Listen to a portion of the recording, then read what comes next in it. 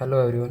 तो आज का हमारा टॉपिक है refraction through a glass slab. लेकिन उससे पहले हम देख लेते हैं व्हाट इज़ रिफ्रैक्शन। तो रिफ्रैक्शन क्या है?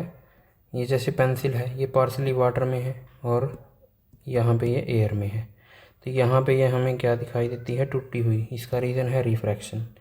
और जब वाटर हम लेमन को वाटर में डाल देंगे तो ये हमें थोड़े बड़े साइज़ के दिखाई देते हैं। इसका भी रीज़न है रिफ्रैक्शन।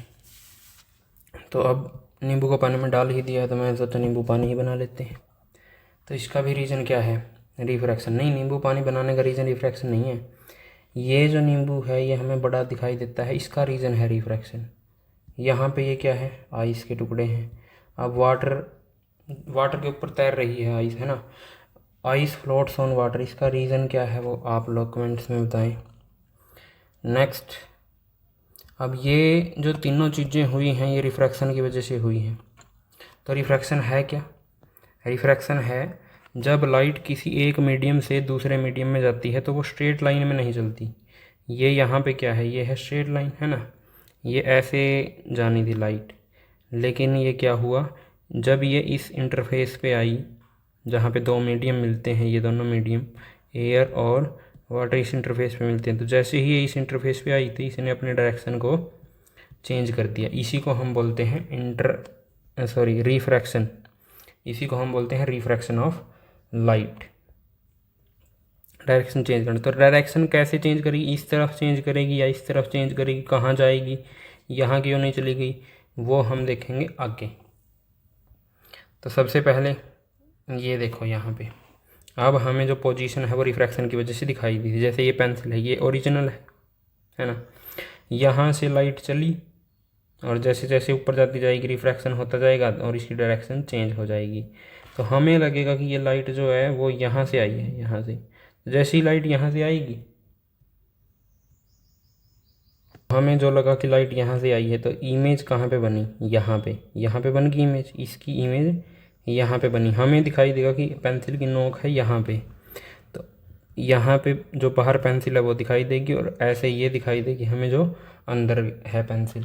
तो इसीलिए ये अपेरेंट पोजीशन बोलते हैं इसको। अपेरेंट मतलब नकली और ये है असली, रियल तो ये है, हमें दिखाई देती है ये। ऐसा ही कुछ कॉइन्स के साथ होता है। जब आप कॉइन्स को मान लेते हैं वाटर में डाल दिया आपने, ये है रियल कॉइन। अब यहाँ से लाइट चली ये, और एक ये लाइट मान लेते हैं चली। जैसे ही ये बाहर निकलने की कोशिश करेंगी तो ये ऐसे नहीं जाएंगी, है ना। ये कैसे जाएंगी? ये ऐसे, ये ऐसे। ये अपने डायरेक्शन चेंज कर देगी रिफ्रैक्शन की वजह से, ये भी अपने डायरेक्शन चेंज कर देगी रिफ्रैक्शन की वजह से, और हमें लगेगा कि ये यहाँ से आई हैं दोनों की दोनों। तो हमें कॉइन यहाँ पे दिखाई देगा। तो कॉइन थोड़ा सा ऊपर दिखाई देता है। ये भी किसकी वजह से है? रिफ्रैक्शन की वजह से। रिफ्रैक्शन क्या होता है?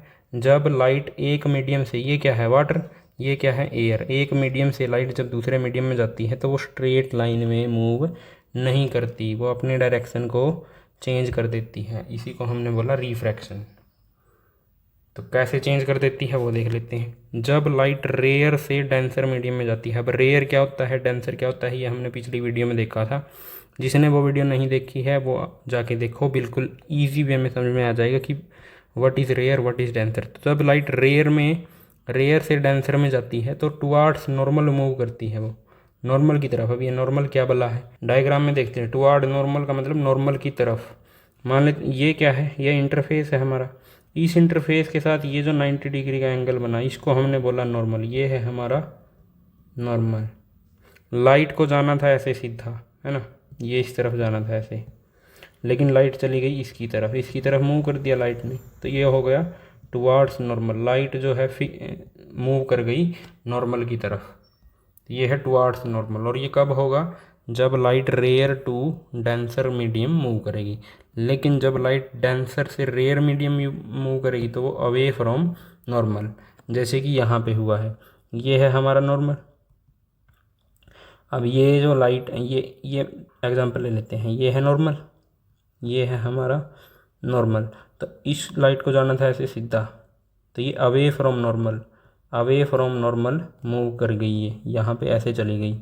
जाना था इसको इस डायरेक्शन में, लेकिन चली गई इसी डायरेक्शन में। अब हम देख लेते हैं refraction through a rectangular glass slab. अब यहाँ पे क्या है? ये जो लाइट है ये इंसिडेंट रे है, ये इंसिडेंट रे यहाँ पे आके गिरी।